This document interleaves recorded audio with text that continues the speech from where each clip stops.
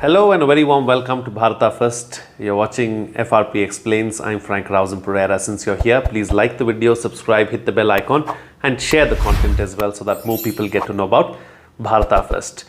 Well, Popular Front of India has been banned by the government along with 8 other organizations for 5 years.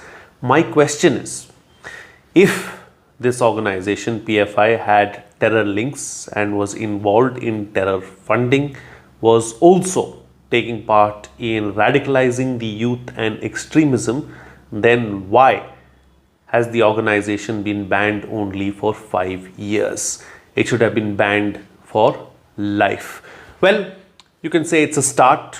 It's been prescribed for 5 years at least. Finally, someone has decided to bite the bullet and take some kind of action, because controversy and PFI have not been new. There have been several allegations. There are several people within the security agencies and others too who have come out and said that this organization is actively participating in terror funding, is actively participating in extremism and many other such activities, and not now. It's been going on for more than a decade. The organization itself is 16 years old. It was carved out, or it was an offshoot of then banned SIMI. SIMI was banned for terror activities, and many people who were part of SIMI back then have then formed the PFI and hold significant major positions within PFI today. As far as PFI is concerned, it gets massive funding from abroad, and this is what several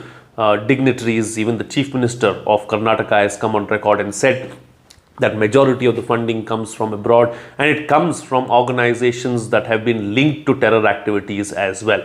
PFI itself has been known to have links with the Al-Qaeda, with ISIS, with Jaish-e-Mohammed and Lashkar-e-Toiba, all terrorist organizations, all global terrorist organizations who have had some kind of terror activities being carried out within the country itself.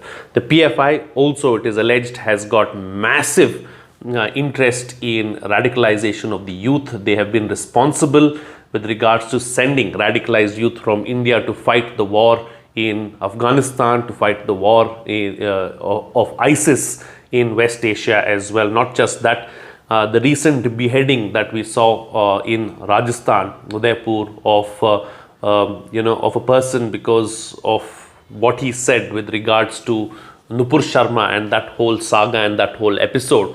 Those people who were linked with the beheading had direct links with the PFI. The death or the killing of the chemist in Amravati as well had the people who were involved had links with the PFI.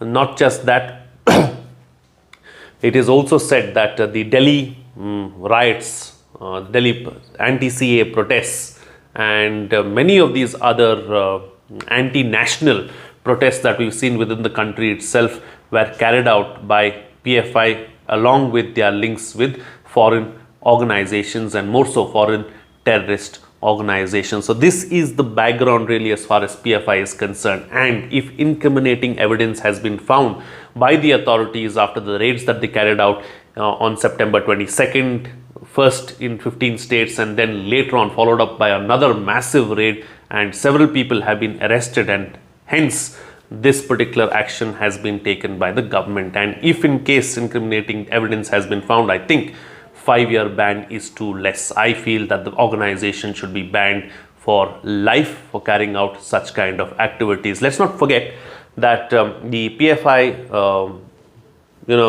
authorities or the PFI heads were aware of that something like this would take place, and hence we've seen during these raids as well, they've been very clever to ensure that there has not been any hard cash or weapons found on them, because that would have led to something else. So as a nation, I think we need to be careful, we need to be wary of such organizations, and the government whom we have elected needs to understand that safety and security comes first, and whether it is this organization or any other such organization, action should be taken.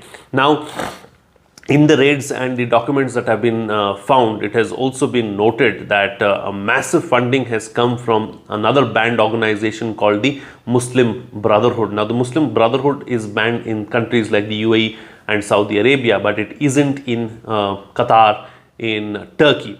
And that's where a majority of the funding is really being funneled through and is coming through.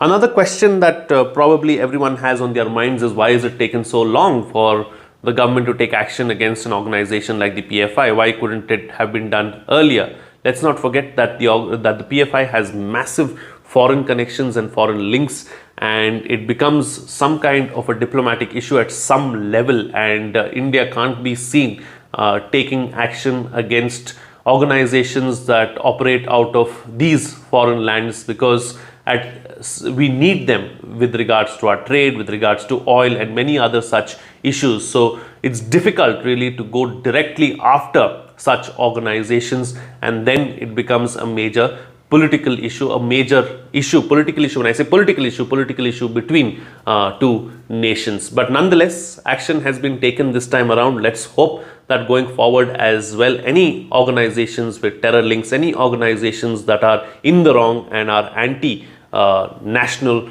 action is taken against them, and stricter action is taken against them as well.